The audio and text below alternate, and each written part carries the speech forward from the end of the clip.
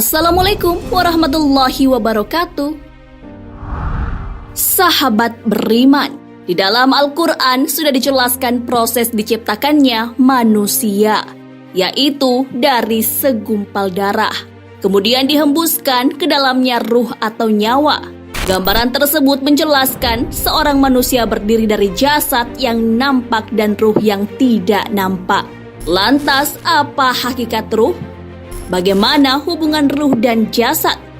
Di manakah tempat ruh dalam jasad? Serta bagaimana cara mensucikan ruh? Simak ulasannya dan tonton hingga akhir. Tentunya hanya di channel Islam Populer. Tapi sebelum lanjut, jangan lupa klik subscribe, like, dan lonceng notifikasi untuk mendukung channel ini agar terus menyiarkan syiar Islam.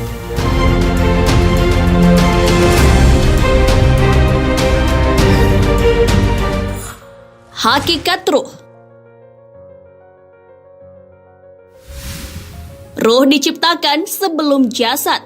Ruh diciptakan Allah Azza wa Jalla sejak awal penciptaan manusia pertama, yaitu Nabi Adam alaihissalam. Kemudian Allah mempersaksikan kepada ruh akan ketuhanannya, bahwa Allah Azza wa Jalla adalah Rob kita.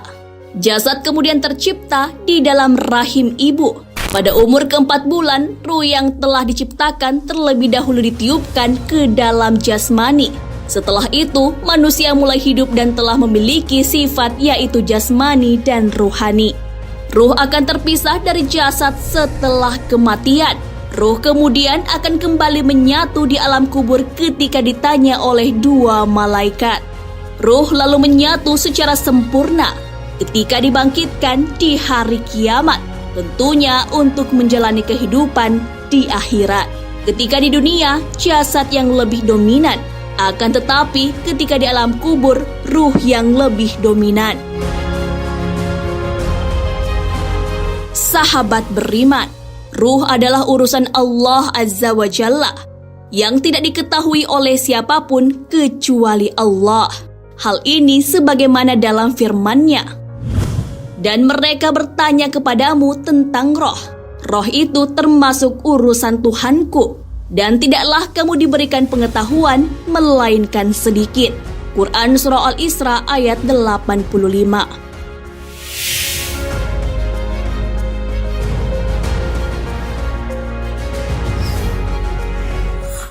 Hubungan ruh dan jasad.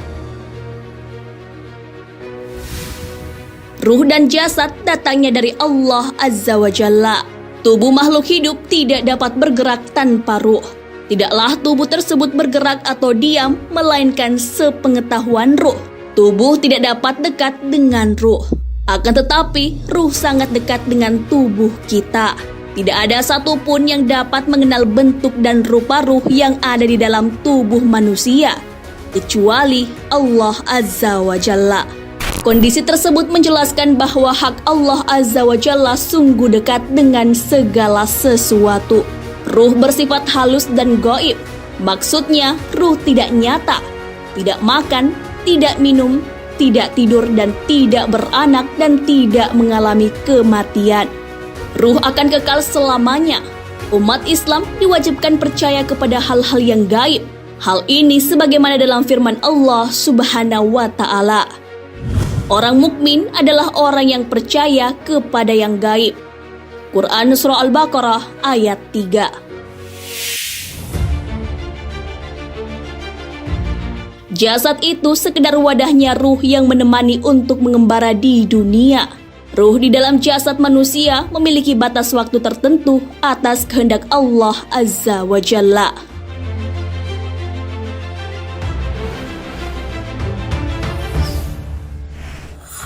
Tempat ruh dalam jasad. Ruh tidak mendiami tempat tertentu di dalam jasad. Perlu diketahui bahwa jasad hanyalah alat. Ruh mendatangi jasad sebagai substansi. Allah Azza wa Jalla berfirman, "Kemudian kami jadikan dia makhluk yang berbentuk lain." Maka Maha Suci Allah, pencipta yang paling baik. Quran Surah Al-Mu'minun ayat 14.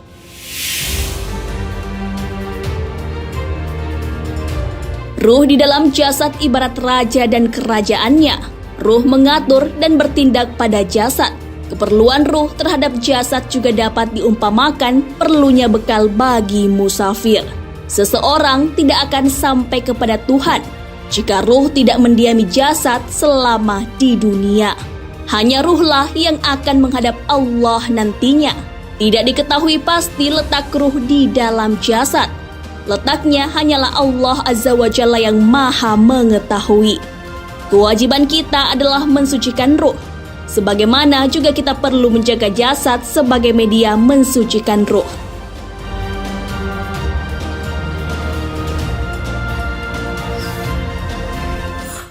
Mensucikan ruh. Ruh tidak dapat dilihat ataupun disentuh melalui panca indera manusia. Ruh itu suci dan akan kembali kepada Allah Azza wa Jalla dalam keadaan suci. Hal ini sebagaimana dalam firman Allah Subhanahu wa Ta'ala, yaitu pada hari harta dan anak-anak laki-laki tidak berguna, kecuali orang-orang yang menghadap Allah dengan hati yang bersih. Quran Surah Asy-Syu'ara ayat 88 hingga 89.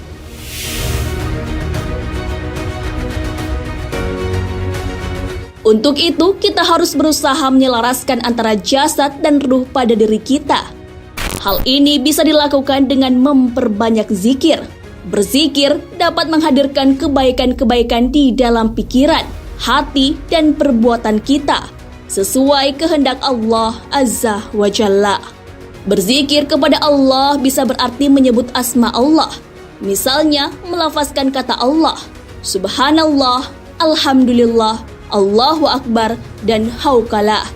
Dengan menyebut asma Allah, kita sudah terbimbing pelan-pelan. Selanjutnya, ke pikiran dan hati kita. Sahabat beriman, mensucikan ruh atau jiwa ini sangat penting, mengingat keimanan manusia akan selalu mengalami pasang surut. Diriwayatkan dari Abdullah bin Amr bin Ash, beliau berkata, Rasulullah SAW pernah ditanya, siapakah orang yang paling utama? Beliau menjawab, setiap orang yang bersih hatinya dan benar ucapannya. Para sahabat berkata, orang yang benar ucapannya telah kami pahami maksudnya. Lantas apakah yang dimaksud dengan orang yang bersih hatinya? Rasulullah SAW menjawab, dia adalah orang yang bertakwa atau takut kepada Allah, yang suci hatinya, tidak ada dosa dan kedurhakaan di dalamnya, serta tidak ada pula dendam dan hasad. Hadis riwayat Ibnu Majah dan Tabrani yang disahihkan oleh Imam Albani.